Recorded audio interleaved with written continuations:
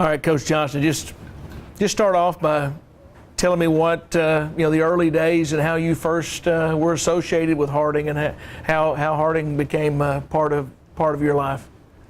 Well, I was living in Harrisburg, Arkansas for a while, and I would come over here going to school, and I got involved with coaching baseball with Harry Ulrich, and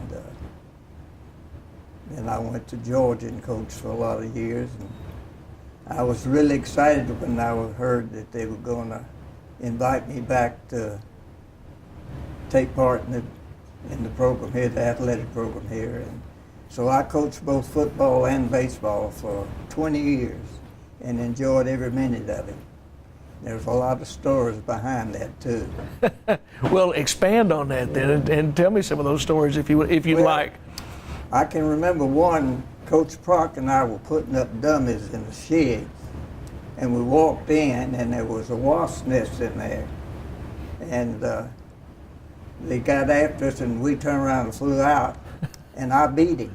And he said, "Coach, I didn't know you were a track star." And in those days, coaching baseball and football, I mean, that took up. Wasn't easy. Wasn't easy. I would imagine it was not. Easy. Just talk about that. How did you juggle that, football and baseball? Well, there's no answer to that question. I just did it. You just did it. Yeah.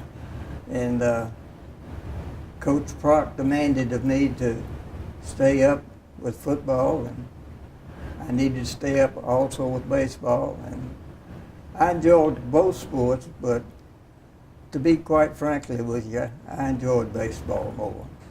And one more thing about football, though. Okay. The early days of football, I mean, how difficult was it because the program was so young? We were always the underdog, regardless of where we played. But we had some good teams, and we had some mediocre teams, but a lot of good memories of the kids that came. I coached in Georgia high school ball for a lot of years, and then came here. And I'd go back each year and recruit football players, because at that time there were only two schools in Georgia that played football, Tech and the university. And I'd go back in the week before Christmas each year, and I'd come back with some awful good athletes, because there's nobody else after them but us. Tell me about your days coaching baseball. Back, the baseball field was not where it is now at Jerry Moore Field. It was right in the middle of campus, and I've seen pictures of it. It looked like right field was pretty short porch. I would imagine left-handed hitters really liked it. Well, they did, but there's another story about that. Coach Prock brought some lights from Arkansas State and installed them down here, and would you believe it? It was on the left field line of the baseball field. And so I had problems with that, but I was outvoted.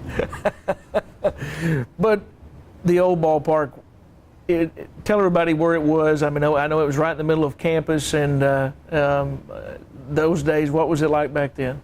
Well, it was good. Had a short field here. It just got started, and it grew. Pinky Bear Hills started it, and that's when I was here playing a little bit, and it grew to the point that they got a good park out here now. And how happy were you to move to the new park?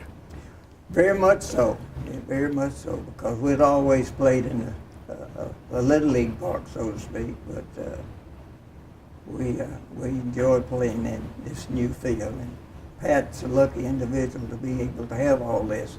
He does a good job, and I go over to see him every once in a while and criticize him for mistakes that he makes, and that's the privilege of an ex-coach, I suppose. I was going to say, you talked about Dr. Patrick McGahey, who played for you, who is now the baseball coach here at Harding, and I know you guys do have a special relationship. We do. I'll go over every once in a while, and we talk baseball, especially the good old days. What about your most memorable moment coaching baseball here at Harding. Is there one, or you can say 1, 2, or 3? It was the day that we beat Arkansas Tech 2 ball games to win the first conference championship in many, many years. And I think about that every once in a while. That's a good memory. And the team that we had some good players. Had some good players. Some of those players that really stick out at you. I mean, Well, we had one pitcher from up at the lake, and he pitched a doubleheader that day. Jimmy Seitz comes to mind. He was another good pitcher. We were fortunate to have pretty good chunkers. Mm-hmm. And then, what about your most memorable moment coaching football? Going back to football one more time. First time we beat the University of Arkansas here at, I'm not talking about the university, I'm talking about it, UCA. UCA. Yeah. That was always a big rivalry. Uh-huh. And we enjoyed that. What about the best teams that you remember, football and baseball? Well, of course, baseball was the year that we won the AIC championships, which had been a long time in coming. And there were several good years in football that we beat teams that we shouldn't have beaten. They were good times. The differences in those days as far as traveling, I mean, how difficult was it with some of the road trips? Well, Coach Moak drove the van. I was appointed to ride the bus in the front seat with the team to make them stay in place. Mm-hmm. But that was the means of transportation that we had during my tenure here. and to see the ballpark.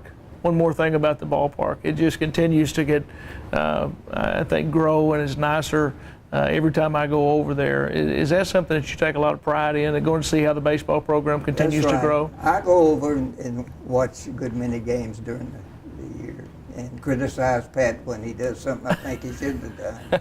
But he does a good job. He does a good job.